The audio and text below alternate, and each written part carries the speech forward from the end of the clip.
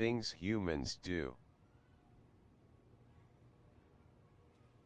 For some reason a lot of us humans still own these old gas-carbureted machines, such as this Honda Rancher 350 you see here, which is almost 20 years old. The worst part about owning these old machines is the damn carburetor, because it constantly gets clogged up.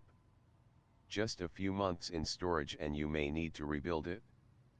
You can thank shitty ethanol fuel for this phenomenon, but we can't change that. We may be able to change how often we rebuild the carb, though, because now I'm going to install a fuel filter. What you see here is the carb. The factory setup has the fuel line going directly from the tank and into the inlet of the carburetor. Without a filter, the jets get easily clogged up. The first thing we do before working on a single thing is to make sure the fuel valve is turned off. This quad has been in storage for a couple years now, so it's already off. Warning: do not install a fuel filter without first draining and flushing out the fuel tank. Failure to do this will result in a wasted fuel filter because it will immediately clog up. Here's what we will need for today's project. This is a Polaris Slim fuel filter. You can get these for about $7 on Amazon. I'll put a link in the description of this video. The difficult part about doing this is finding the right sized fuel filter, and I have done that for you. Next, we have a few clamps for the fuel hose. Not sure what size these are, but you can size a few when you pick up the next item from the hardware store. These are not a replacement for the original clamp, as you will see later in the video.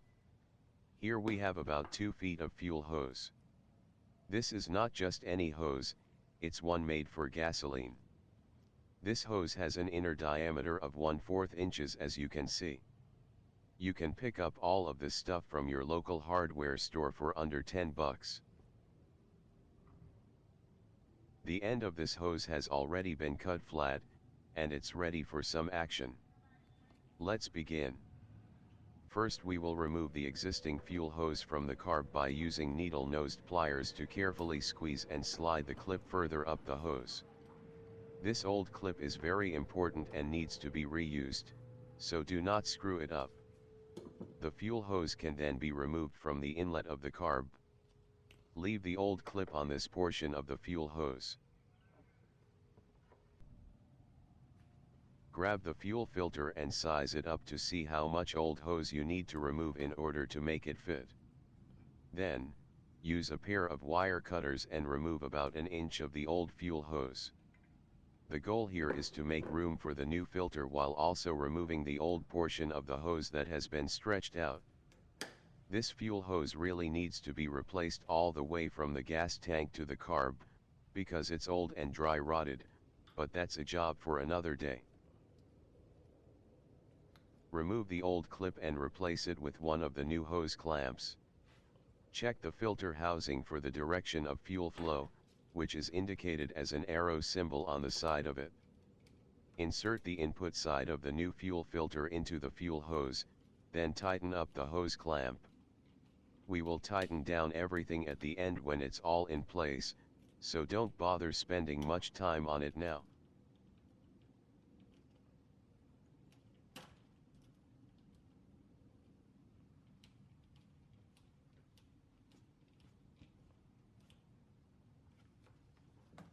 Go grab the new fuel hose.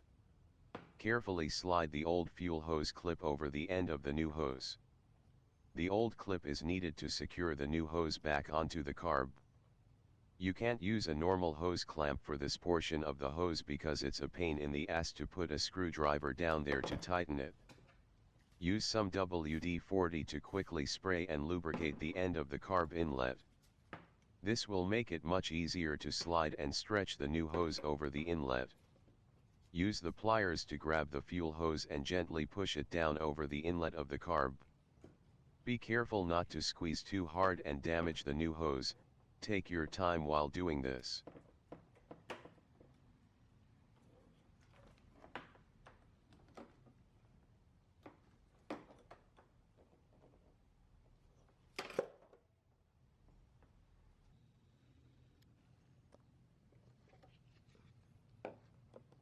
Use your needle-nosed pliers to slide the old clip down and secure it over the fuel hose where it connects to the carburetor.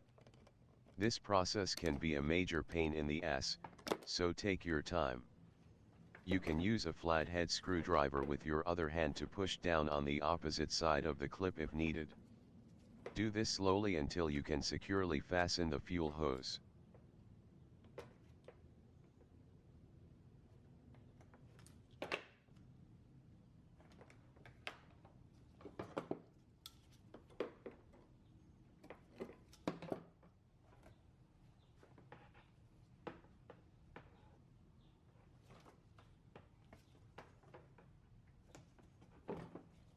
Once the hose has been secured to the carburetor, go ahead and cut the new fuel hose down.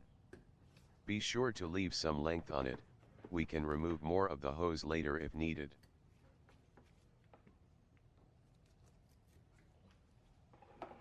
Put a hose clamp onto this end of the fuel hose. Then, connect the fuel hose to the other side of the fuel filter to test fitment. Remove more length from the fuel hose if needed, until you find a proper fitting length.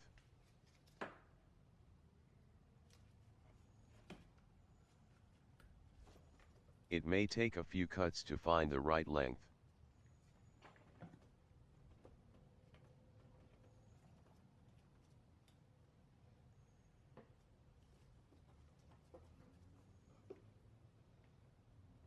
Once the hose length fits, we can now secure it to the fuel filter. Carefully insert the end of the filter, then tighten up the hose clamp. Be sure to check both sides of the fuel filter for proper fitment to avoid leaks. Each hose clamp will need to be fully tightened.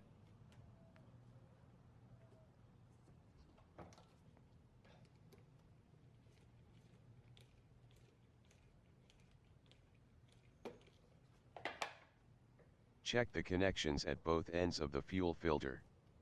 Each hose should sit flush and securely. Push them in and tighten the hose clamps down further until secure. Now it's time to turn on the gas tank valve and test for leaks. Fire up the engine and see what it looks like.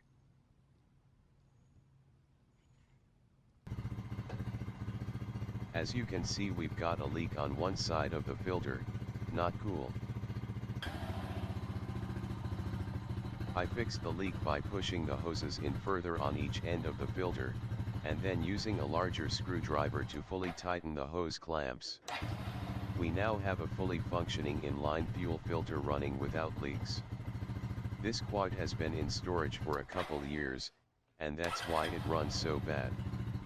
In the next video we will figure out why this machine runs so bad, and why it won't even start without the choke being pulled. Thanks for watching, and please be sure to like this video and subscribe to my channel if you found this information useful.